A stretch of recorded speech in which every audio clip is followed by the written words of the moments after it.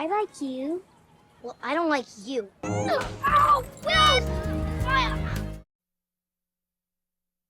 This summer, get ready for the next slice. You mind? Bob Dylan's son directed American Wedding. Well, that explains why the wallflowers played over the ending credits to that film. Do you think Bob Dylan goes to that premiere? I don't think so. Why? It's his son. You think Dylan sees the movie at some point? What do you think? No pussy. No dancey. It was electric. Oh, I think his son sent him a copy of the movie. Does Bob Dylan watch the scene where Stifler eats the shit? I like the scene where Stifler eats the shit, son. Good work, my darling young one. If you'll excuse me, I have some shit to attend to. I don't think he makes it that far. I think he falls asleep. Keeping that going and keeping it be funny and new things happening in it, it's very tricky. Williams and Zinger killed poor Hattie Carroll. Was Christian Bale right to yell at that cameraman? I don't understand is the expression I find in my life I say the most. I say it all the time. I say it out loud, I say it to myself. About everything. Oh, good for you. What's that, Christian? Are you here? No. We could all agree maybe that wasn't the right, but what about Tom Cruise yelling at the dude for not following COVID protocols in I'm on Team Tom. Mission Impossible? Yeah. He never wants to see it again. I don't ever want to see it again. No, Tom Cruise is one of those guys that, like, if Tom Cruise ever yelled at me, I would just shit my pants. Light the fuse. Oh, great. Hi, welcome to the show. Hi, welcome to the I Don't Understand show. My name is Sam Fickman, a confused man in a dumb time. So it's fine. I'm a dumb man in a dumb time. Hey, works for me. Perfect timing for me to be dumb.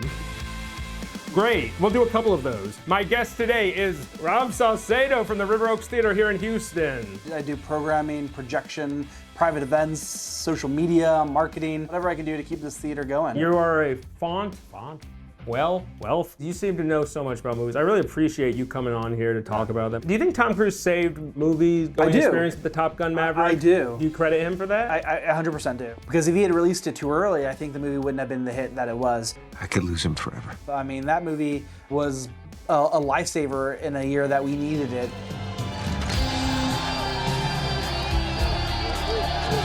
What ruled about that movie also is that was like just a thing to do over the course of that summer. Like, I have nothing to do this Saturday, I'll go see Top Gun Maverick again with like a friend. Do you think that opportunity gets lost when they take movies out of theaters quick? Yeah, movies get yanked. I remember going to see like Jurassic Park in the theater like 3 times the summer it came out because it played in theaters for a year. You don't give movies these chances anymore, but if you leave movies in the theaters long enough, people will go back and do repeat business. Favorite decade for movies? Favorite decade for movies? Probably the 80s. You're a Cronenberg guy.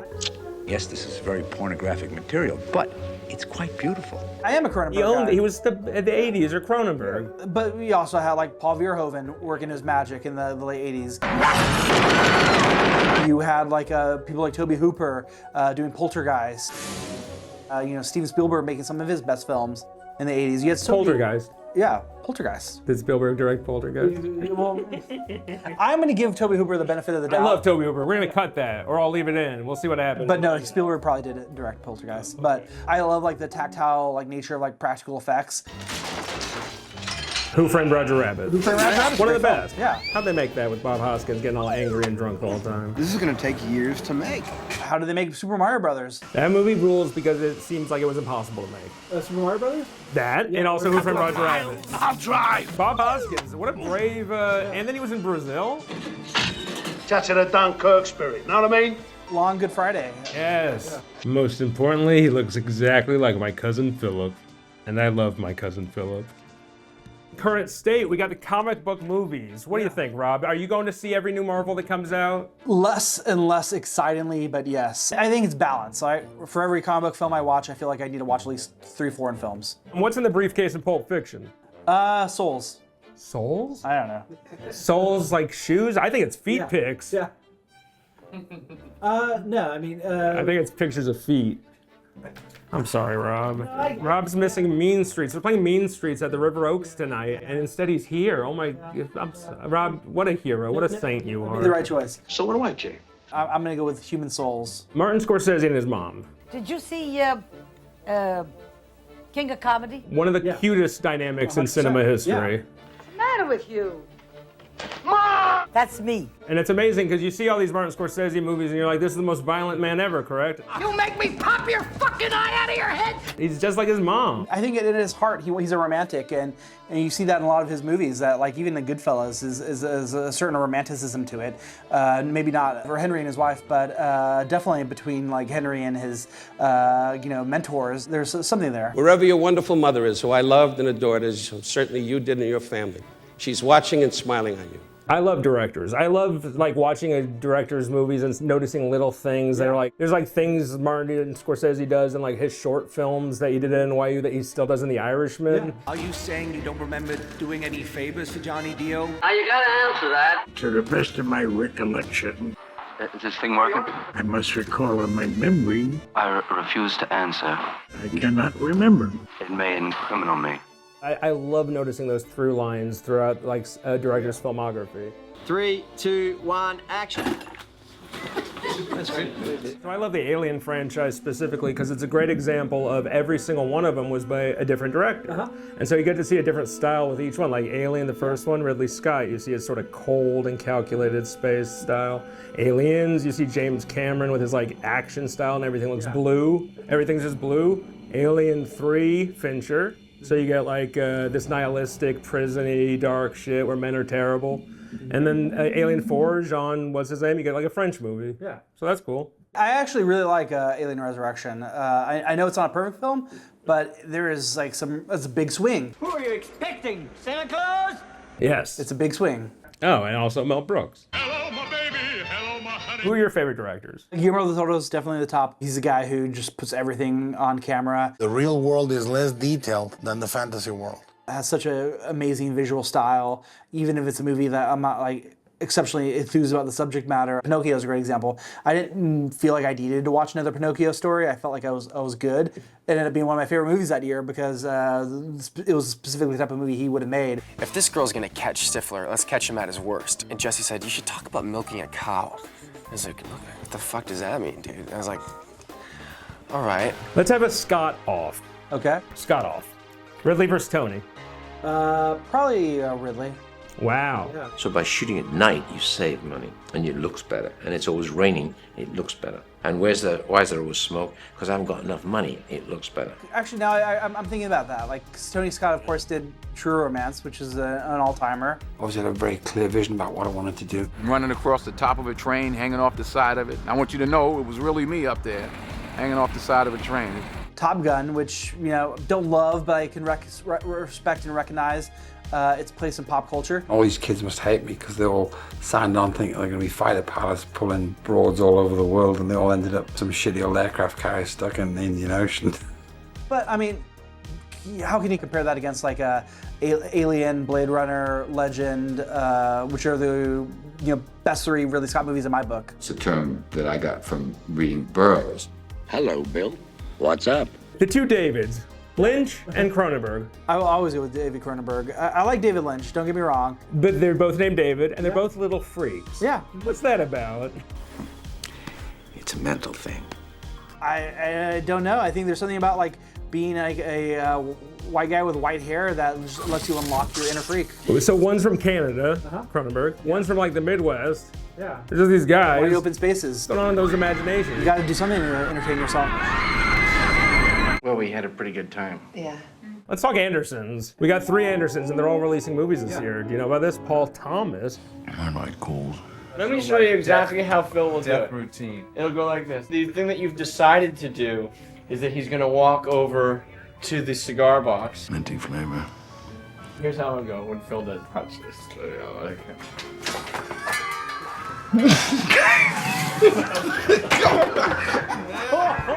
Paul W.S. Very shocking for audiences. And Wes. Yeah. They all have movies this year. Who's your favorite Anderson? I'm gonna have to go with Wes Anderson, but I do love a Paul Thomas Anderson. I also love a Paul W.S. Anderson film. I love Paul W.S. Anderson. He is an underrated Anderson. Everyone talks Paul Thomas and Wes, but I love Paul W.S. Anderson because at the end of the day, he's a wife guy. Yeah. Let's rehearse again from the top. He just loves to film his beautiful wife killing zombies. And werewolves in the Dave Bautista film. Imagine being married to Mila Jovovich. Paul W.S. Wait, it sounds like Paul Wet. Paul W.S. Anderson? Paul Wes Anderson. Paul Wes Anderson. So your favorite is Wes Anderson. What's your favorite Wes Anderson movie? Royal Tenenbaums. Same. I am dying. Yeah. Does that make sense? What do you love about it? But that makes sense what's happening, that he's saying he's dying, then he's saying, okay, I was lying. I love the earnestness of the family. And then she goes, and then he said, I am dying, right? Yeah. Makes perfect sense. Okay. And how everything's very sentimental, cynical. I just rewatched the film last year, and it, made me cry just the way it did when I first saw it. I've had a rough year, Dad. I know you have, Chazzy. That relationship between like Gene Hackman and his kids is so beautiful. Should he get back with Owen as a writer? I think so. People keep telling me I need more of a call to action on this podcast. Here we go. Owen, Wes, write something together. Please. Call to action to those two men specifically. Yeah, Rob wants it. Me too. Sam, I think it's about the right time. Favorite James Bond? Probably Daniel Craig. Oh yeah? Yeah, I've never actually been a big James Bond fan. Yeah. Sean Connery. He's okay. Bald the whole time. I believe that, yeah. Blew my mind. And I happen to know some of these people are smoking drugs. I've talked about Ralph Bakshi a few times. Have you ever seen American Pop? It's like one of the few movies I've ever watched and then immediately watched again without a break because it was such a mind-blowing experience for me. We showed Fritz the Cat recently. Horny cartoon. Horny cartoon, yeah. Horny racist cartoon, possibly, depending on your point of view. Yeah. And so Fritz canceled? Fritz is canceled. Okay. Yeah. We're actually not supposed to show Fritz the Cat. Get him, boys! Danke. I have a soft spot for Ralph Bakshi, a man who actually has yet to be canceled. We shouldn't cancel. We love him. Maybe, but I will fight for Ralph Baksh's honor. What about separating the art from the art form? Are you capable of that? I'm not. I am for the most part, except for the point where the artist is in front of the camera. The art from the artist. Sorry, let me reframe that question. Hey, future Sam, you're gonna edit it to look smarter. Hey, Rob, can you? No, I'm Bill Maher. Hey, Rob, what about separating the art from the artist? Can you do that? Are you capable of that? I try. It's harder. It's a great example. I actually have been kind of wanting to go and revisit films. Me too. Never mind. This is all being edited out. I have no personal qualms about doing that, in the privacy of my own home. Do I think should make new films? Probably not. Do I think his past films should be erased? That's where it gets a little more murky as far as I'm concerned. Because you're not just erasing, you're erasing the work of Diane Keaton, of Michael Caine, of all his collaborators who made some of their best films under the direction. And is it fair to them that these movies don't get seen or talked about? Should we do a Black Mirror scenario where we have them edited where we just block face out of the movie? Yeah, replace them like Michael Cera. Do you have a favorite theater-going experience from your life? That's a good question. I'm going to let you think about that. Yeah. While you do, I'm going to tell you my least favorite theater-going experience of my life. So I was going to the movies here in Houston, Texas at Edwards Theater, where I used to work. I just don't like them. I'm in the concession stand waiting in line for popcorn, which I used to serve. So I look to the left of me and Ted Cruz is standing in line. Ugh, that sucks. I was like, whatever, his bitch ass can get some popcorn. I just hope he's not watching the same movie as me. So I'm sitting in my seat and in walks Ted Cruz. I see him. So I'm running out of options. All I can do is pray he's not in my row. And then he walks right up to my row. When Ted Cruz walks in front of you and he walks past your legs, he doesn't say, excuse me. He just walks past your legs with that big blue jean ass in your face. And I'm struggling now, and I'm like, well, Ted Cruz's blue jean ass is in my face. I just hope he doesn't sit right next to me. And I got very lucky because he didn't sit right next to me. There was one seat in between me and Ted Cruz. Do you know what the movie was? No, I'm curious. So it was Black Panther, Wakanda Forever. Okay. Now that makes it even more distracting. Wakanda's not thrilled with America in that movie. I always want to try to get to the truth of it, as best I can. They're like... We know what you whisper in your halls of leadership. And I was looking over at Ted Cruz like, are you getting any of this? That's a reflection of America. It's about you. How's he reacting? The president wants to take offensive action against Wakanda. Nothing. It was hard to enjoy the movie. And it was really hard to enjoy the Rihanna song in the end credits. And you don't want to listen to Rihanna with Ted Cruz. You just don't. Definitely one of the intended ways to see the film for us when we were setting up every shot Fincher's Netflix deal. David Fincher has this Netflix deal. Yeah. What do we think? Yay or nay? You know, complicated. I'm CEO, bitch. I will ultimately say yay, just because I honestly don't think that Fincher would have been given the budget to make movies like Mank or The Killer if he was having to rely on another studio to foot the bill. I think Netflix is in this period of time where they just have money and they don't care how they use it. They'll just give it away as long as it makes them look cool. It may not have been good business, but it sure as hell was good anarchy. I'm a bad boy who likes anarchy. And I will say this, that Netflix has gotten better about it. They will release their movies in theaters and give people a chance to see them, or at least their prestige films. So like I saw The Killer in a theater, I saw Mank in a theater. That means that we get a new David Fincher film every couple of years. That's the only way we can get it. Sure, let's do it. Would I prefer if Sony or Fox or Warner's were actually being the ones bankrolling these projects? Yes, but I just don't think that's the world we live in now. Why is it the only way we could get it? Because Fincher doesn't want to do IP. No, I mean, like, why won't a studio give him money to do whatever he wants? Because he's like one of the most famous directors of all time. Audiences have been conditioned, maybe by COVID, maybe by Marvel's stranglehold on cinema, to only go see films that they're familiar with. And I read this book called The Big Picture. It has like a great theory about how television actually was the one that like screwed with audiences' minds, because they're so used to watching 5 seasons of Breaking Bad and 100 episodes and being able to really get into the mind of these characters that now when they go see a movie, they feel like they're taking a chance, and they don't know if they can take a chance on 2 hours of a character or a plot that they're not familiar with. And so that's why the only movies that they go see are things that they're already familiar with, whether it's Marvel movies or Barbie, or I guess something like Oppenheimer shows that you can be successful if you're being given the right amount of marketing and awareness that like Universal gave Oppenheimer.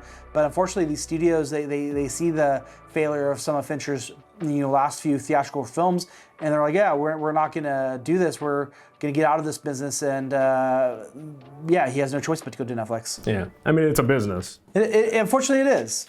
But it doesn't have to be. You could also do it for $10. It just looks like this. Hi, welcome to the version of it that's not business. Help. Somebody give me money. Yeah, well, that's the problem. The people with the money are, what's wrong with them? They have no vision. They're so concerned with keeping their own jobs that they're not willing to take a chance. What is a movie now? What is a movie? What is one?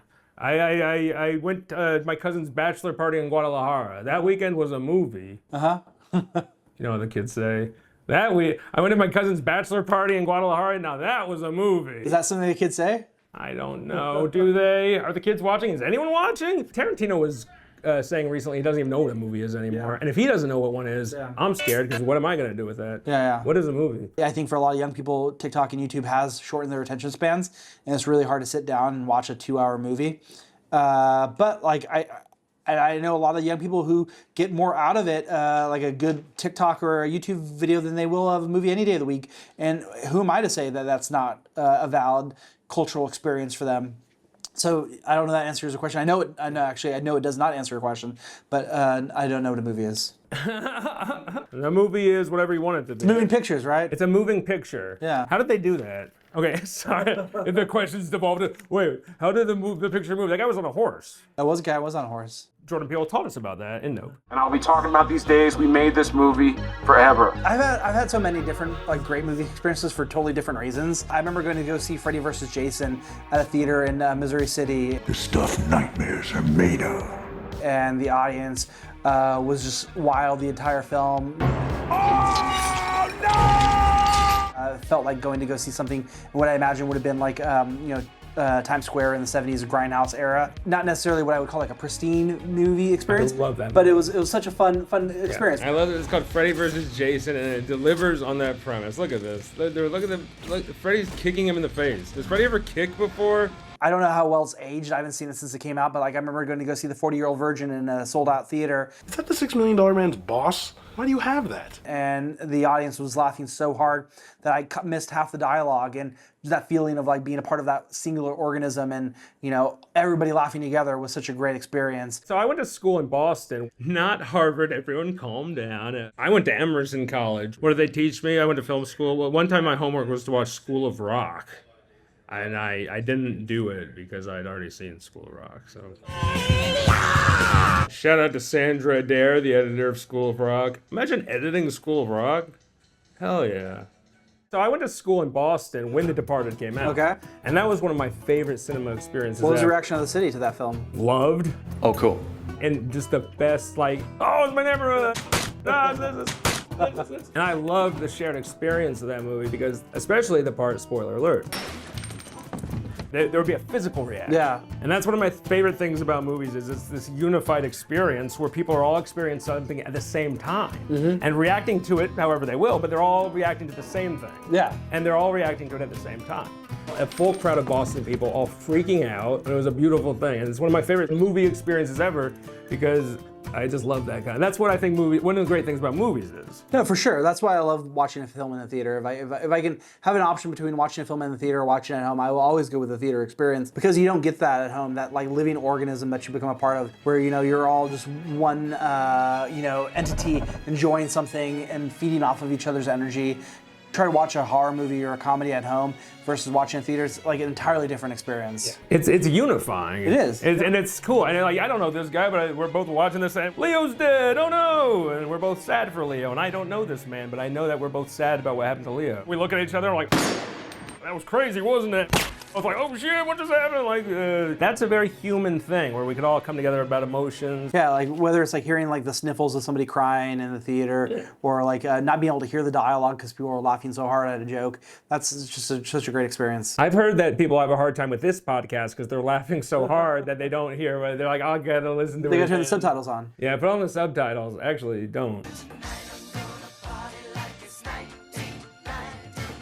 You said 1999 was one of your favorite years for movies. Yes. What was your favorite of that year? The movie that I think is the best is probably like something like Being John Malkovich. Don't ever with your audience until the puppet becomes an extension of you. It's a novelty act. It's Topo Gigio. With maybe like Iron Giant not too far below that. In Maxine, Malkovich had found his mentor, his muse, his inspiration. The movie I'll rewatch the most is probably something like Fight Club. And I'd just like to thank God for giving us this opportunity to share our creative vision. Nothing was impossible for John and Maxine in the early days. Or The Matrix. I'd never seen myself in a movie before. Go. Yeah, right. Great. Such an amazing experience.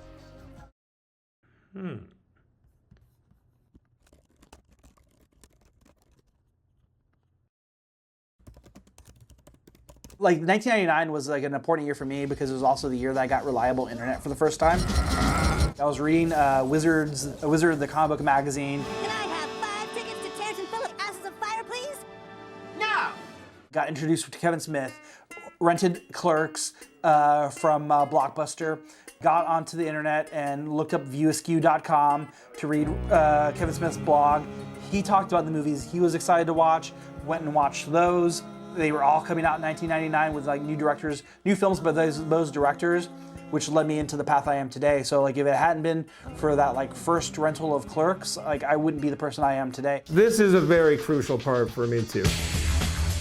Kevin Smith, he is a through line for like getting into movies. A comedy that tells it like it feels. Who doesn't? If you're a certain age, movie geek, and you're a dude, you probably went through that phase of Kevin Smith idolization. Clerks is definitely the most important movie ever made, or maybe not, but it was one of the most important ones I saw in 8th grade. It inspired me so much. Me and my friends made a whole movie that summer. We spent the whole summer like little Stranger Things kids. We made a movie called In-Service Day. Ow! Ow! Oh. Look, loser, stay away from my sister. Yeah, stay away. Why are you awake? I'm playing hockey at 2. Wait, you collect Barbie dolls? No. Yeah, it kind of holds up, but... Wait a second. Chloe and Hans. Pull back Miss Congeniality. Scrub through Rushmore. And Hans. That son of a bitch. He was in front of me all the time. It's not even scary. It's an angry Gentile with a big cross. Of course it's scary. I have so many like really terrible Kevin Smith fan fiction scripts, like me trying to write in his style. Yeah, but that movie was awesome. It's the same way that he tried to write in Richard Linklater style. Yeah. What I love seeing is like the references that directors pass on, like a STD to some of their contemporaries. And like this is a great example because like tonight we're showing Mean Streets at the theater. I hadn't seen that until COVID. And what I realized watching it was a scene or a shot that I really loved in 25th Hour that I had actually been introduced to because Kevin Smith referenced it in Clerks 2, Oh, hell yeah. originated all the way in Mean Streets. And that's the kind of stuff that I eat up. So Kevin Smith was copying Spike Lee, who was copying Martin Scorsese. Who was probably referencing Powell and Pressburger and the red shoes. He loves that. You know he loves those red shoes. Marty loves nothing more than those red shoes. Have you seen that? I have seen Red Shoes. Oh my God, I just saw that for the first time. Wait till you see it on the theater. That movie looks gorgeous. Yeah, I got the 4K. Yeah. And that's Martin Scorsese making sure that movie had the restoration it deserved. And if you look at the Blu-ray, you can see it all. Go in that corner and don't come out till I call you. It's insane. Yeah. And that guy, that main guy in it, the guy who was like, "Bitch, I'm that bitch, I'm that bitch." The red shoes! He's insane. And you know what? It reminded me of like Megalopolis. I'm that bitch, I'm that bitch. Unfortunately, I have. Unfortunate, Mr. Cross. I have already read it. I have already read this letter. We're that bitch.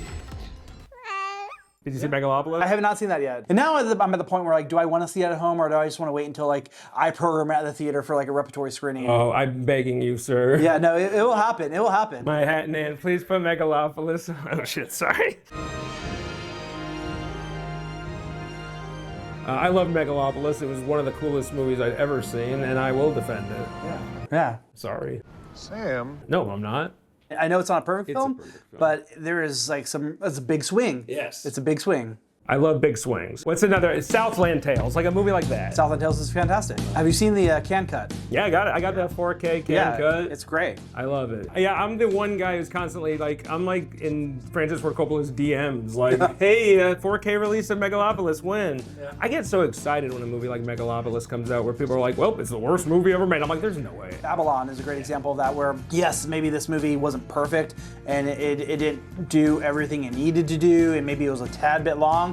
But oh God, it was such a beautiful swing, and like if you ever see Babylon on the calendar of the River Oaks, that's because I've just said, you know, F it, we're going all into this month. That's awesome. Yeah, hell yeah, man. Oh, you should not have given me your phone number. This was a big mistake. Oh, you could just block it, I guess. Like even like something like Jersey Girl, which I know a lot of people don't like, I think it's a really well-made film for what it is. I'll eat Frankie his whole journey. I mean, I love Kevin Smith. I love his like evening whiffs. I love his movies. Thank you for coming here tonight. I got fired from my job tonight, so I could come here. Want me to call your boss and smooth things Yeah, out? if you don't mind. I'm here with what's his name? Matt Brown. Matt Brown? Brown? Yeah. A dude who used to work there until tonight? He was very reachable for a creative person that you were a fan of. Look at this. What do you think, Shaggy? I don't know, Scoob. They wouldn't even talk about the movie. They would just like make fun of it. I don't know what came over me. What an interesting background. Allowed myself to be called Buttman. Who's my agent? You're dead, You're dead, Alright. The kind of humiliation of delivering the least inspired dialogue. Well, kick your ass, mall rat. It felt very welcoming. And Ben Affleck's like the funniest guy ever. Jeff Anderson, ladies and gentlemen, I thought he did quite admirable. I thought he outshone both of you guys in this sequence. Admirably and outshone, but other than that, well said. A lot of movies, it's about when you see it in your life. No, for sure. The movie Batman and Robin is a perfect example of this. It's a movie, Batman and Robin, Joel Schumacher. People have been shitting on for 100 years. Yeah. Okay. So it's a movie that I loved when I was like 8 years old.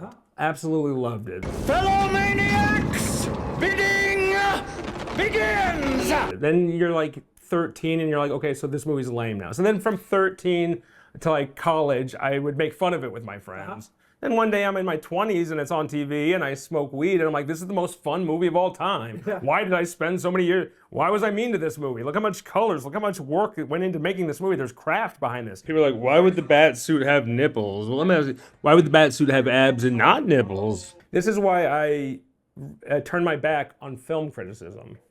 Because I was a film critic for 2 movies. At the Berkeley Beacon in Boston, I was a film critic for, and I saw the movie The Heartbreak Kid with Ben Stiller, and I gave it a terrible review. Yeah. I said, it's not funny. I said, Ben, what are you doing? Get away from the Farrelly brothers. They're not good for you, Ben. Stop this now. So I made this review about The Heartbreak Kid, not a good movie. Yeah. A couple years later, Heartbreak Kid's on TV. I'm like, oh, that movie I scathed in the Berkeley Beacon. I'd throw it on, and I'm laughing a lot watching it. Danny McBride's in it. I didn't really know him at the time, and I'm laughing my ass off, and I'm like, okay, wait a second. Film. So I'm just in a different mood now. No, I have a friend who has this theory, like the bar mitzvah. You have to wait 13 years for a movie to tell whether or not it's actually a good movie or not. Because sometimes it takes a while for marketing to wear off, the expectations to go away. You have to revisit a film, and sometimes you'll be surprised. Sometimes you won't be. I took a chance a couple of years ago and programmed Van Helsing, because that was a movie I was very excited for. I was really hoping that it was going to be a great film. And I know there are a ton of Van Helsing fans in the world, maybe some in this room, but where even though that movie initially disappointed me, I would be like, yeah, no, this is a good movie. I was wrong. No, the movie still sucks. But I was willing to give it a shot, and that's why I think more people should be willing to revisit movies they didn't like. Van Helsing, one of my favorite Ebert and Roper reviews ever, because Roper is talking about how much he hates this movie. It's the worst movie of all time. And then in the middle, Ebert goes, thumbs up for me, I like it. And Roper goes, you are kidding me! And they have such a fight. I love those guys. Yeah, no, they were fun. See, even though I don't believe too much in film criticism like that, for myself at least, I do believe like a guy like Roger Ebert, a guy who knew so much about movies and could bring like interesting perspective onto his essays and articles. I do have respect for that. Somebody who has a knowledge of it and can bring light to it. No, I mean, I think more people should be willing to like admit that they can't explain why they like certain movies, they just do. You know, I hate this idea of like a movie being so bad it's good. Now, if you like this movie, it's a good movie. Like, I like Super Mario Brothers, the movie, the Bob Hoskins, John Leguizamo film. It is a good film as far as I'm concerned because it entertains the hell out of me while I watch it. Maybe it's because I watched it as a kid. Maybe because it amuses me that somebody took a property for kids and turned it into a nightmare for adults. I play King Koopa. Either way, it's a very charming film as far as I'm concerned. That movie is a perfect example because it's a movie that every critic, worst movie of all time, and then I'm watching, I'm like, I'm having fun. Yeah. I've been having fun my whole life. Sorry. What are you going to do about it? Turn the TV off for me? You don't live here. Favorite Cronenberg is The Fly. Yes. Cronenberg, Canadian, Videodrome, James Woods. I just started saying it. Crash, Sex, Cars, James Spader. Crash. They get turned on by car crashes. By being in car crashes. By being in them. And Elias Koteas plays like the head of this cult of cars. Yeah. Don't worry, that guy's gotta see us. And he recreates like James Dean's car crash and like famous car crashes through time. He's a great actor, Elias Koteas. He's a great actor. Unsung hero of cinema. Don't worry, that guy's gotta see us. And it turns people on and they have sex in them. Mm-hmm. I like that movies could do that. Yeah, yeah. They could be Pinocchio and they could do that. That's cool. The same guy who wrote Crash was the little boy from Empire of the Sun that Christian Bale plays, tying it all in.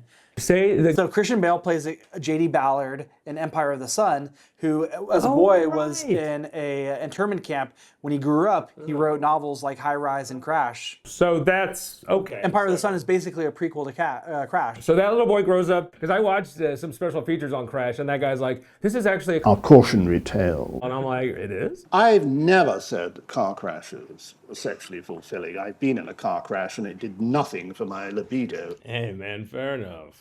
On a way by mutilation. Why is the internet so mean to Forrest Gump? First of all, we're all supposed to be like a little extra nice to him.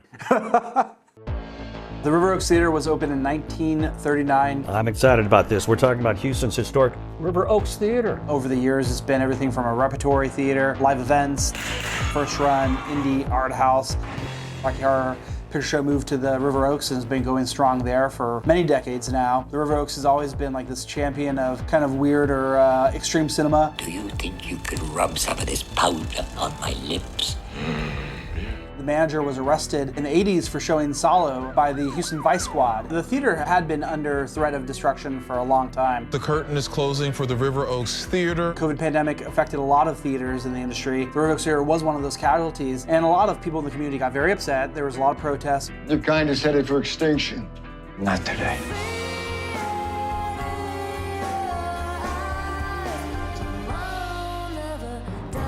Reopening this past October under the ownership of Culinary Concepts. People are hungry for culture, they're hungry for cinema. We're doing the Scorsese month in May. You're paying. What else you say?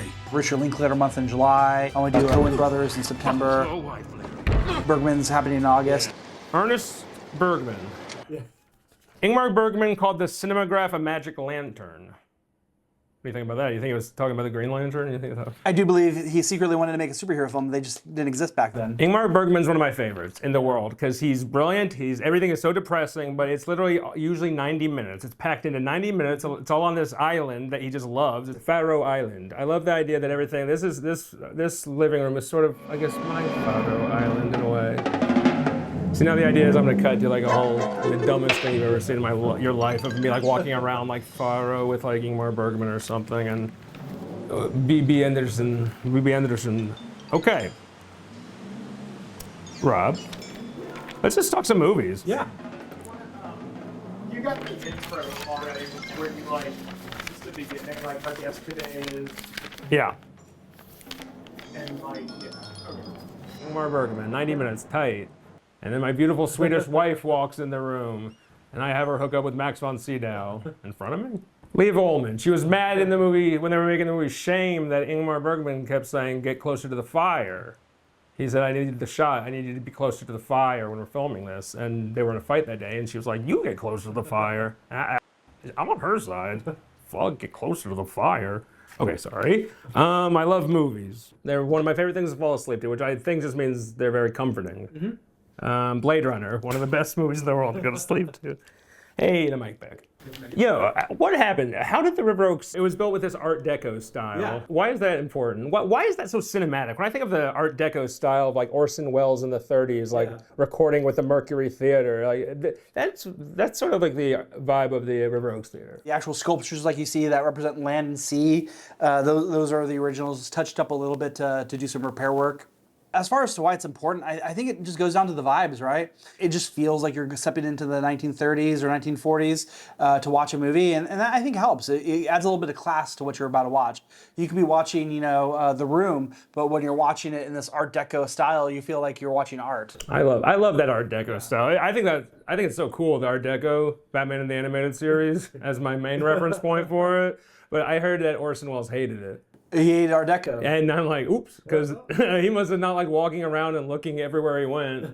Because, all right. So you would put together these like theme nights. I would, yeah. We did 2 years of like overnight lock-ins at the Alamo Draft House where we would show movies from 7 p.m. to 7 a.m. A screening of the Louis Teague film Alligator with live alligators in the theater.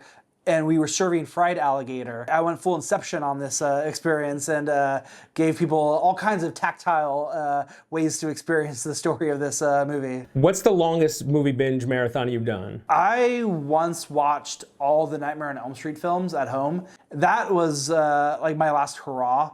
Now I really can't do these type of things. Lord of the Rings.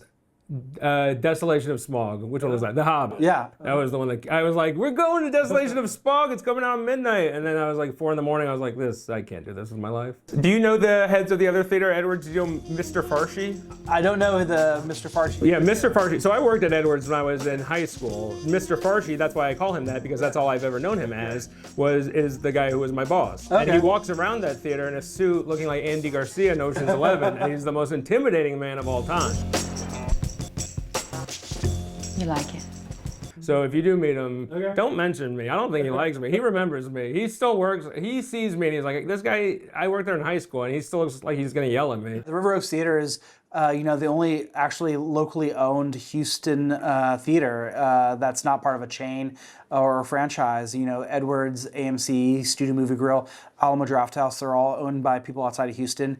But the River Oaks Theater is owned by a Houston company, owned by a Houston businessman who believed so much in the theater's potential that he put his own money into saving the theater and preserving it and restoring it, and has basically given us reign to put some incredible programming together. Are you the programmer? Are you coming up with the ideas of what movies to play? I am, yes, but with input from the community.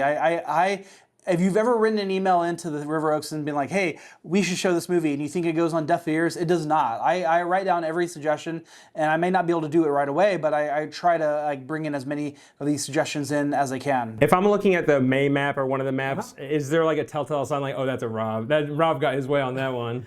Usually if there's like a Ralph Bakshi film, that would be me, or if it's, I don't know, I try to be cute and do like little themes.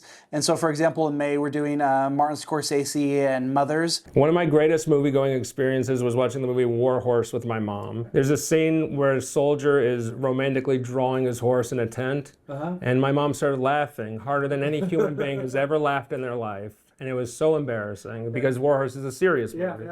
And I was like, Mom, you have to stop laughing. And she couldn't. Cracking up, like, this man is in love with this horse. I think it's Benedict Cumberbatch, I don't know, I'll show. But my mom couldn't stop laughing. So then I'm starting to laugh because this is, and then people come up to us and say, you gotta leave. You have to leave. And I'm like, Mom, we gotta go. And we do leave. And we walk out, she gets the laughs out, we go back in. It's not my favorite Spielberg movie, but I'll never forget that experience because of that. It wasn't in a theater, but we were watching Pulp Fiction in like 94, 95 when it came out. And I was probably only like 10 years old. And the scene with Ving Rhames comes up, and my mom turns to me and my sisters and just mouths the words, "Are they gonna F him?" And like and I was like, yes. She rented it for us. She wanted us to not do drugs. Rob, thank you so much for your time. People try to convince other people of their movie tastes sometimes, and I've gotten pretty peaceful with the fact that I don't need other people to like a movie I like. The fact that I like it is enough for me to like it.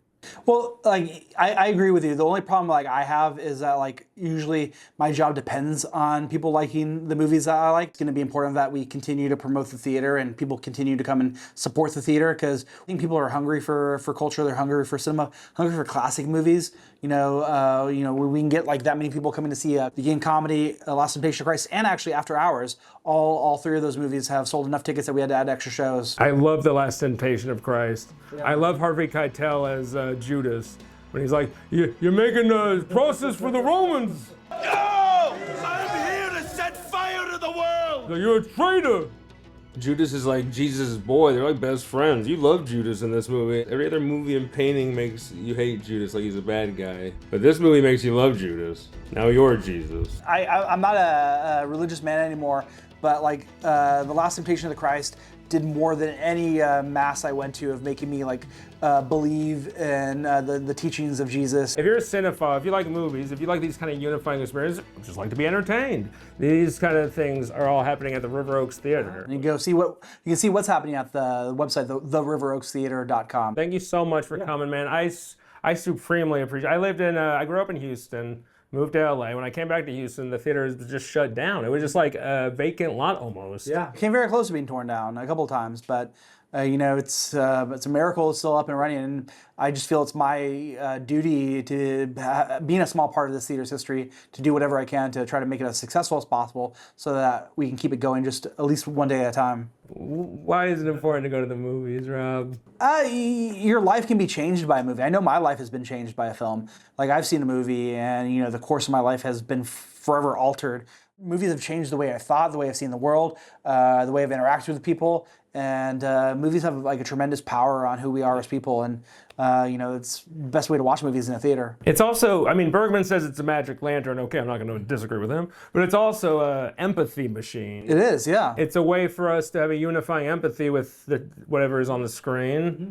And it's also a way for people to practice empathy, which I think a lot of people in the world should maybe practice. Rob Saucedo, thank you so much. Go to the River Oaks Theater to watch the best movies ever made, literally. Put your phone away. Put your phone away. Final word. Put your phone away. Turn it on silent. Just turn it off. Rob's going to play Megalopolis, and you're going to see me there. And you're going to see me everywhere at the River Oaks. We'll wrap it up normally now. Werewolf is it's a graphic novel set here in Texas. Does my face look weird? It looks weird. It's about a reporter who goes undercover at a furry convention in College Station to stop a werewolf from eating all the attendees. But I've been working on the sequel for the last 3 years. The reporter, now he's a werewolf himself, goes on a journey of learning how to deal with his lycanthropic identity with the help of Marvin Zindler, who's his spirit guide. Marvin Zindler went on a date with my grandma. Really? Yeah. It'll probably get released again through Encyclopocalypse, and it'll be available on Amazon, Barnes & Noble, all the usual spaces. But my plan is to actually premiere it at Bedrock City Comic Con in October, and to have that be the first place that people can pick up copies of the book. Bedrock City. These are my two favorite places in Houston, so it makes sense that they would be collaborating. Bedrock City for Rob Saucedo's Werewolf. Yes. Comic book. The River Oaks for Rob Saucedo's amazing movie choices, Houston for the River Oaks. If you're in Houston, you go to the River Oaks Theater. Actually, there it is, right there. I have an animation of it right there. You see that? I should credit that guy. Jim Cone.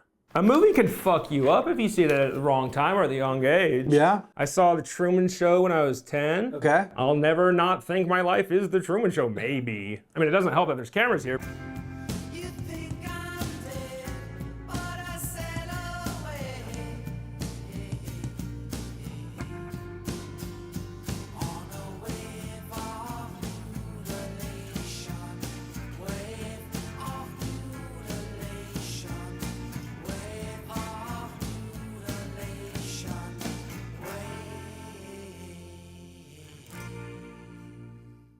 Bruce is breaking the dishes over his head, the evil hand, and flips himself. It was the most amazing thing I'd ever seen. And he'd do it over and over again. He just enjoyed it. I mean, he had a great time doing it.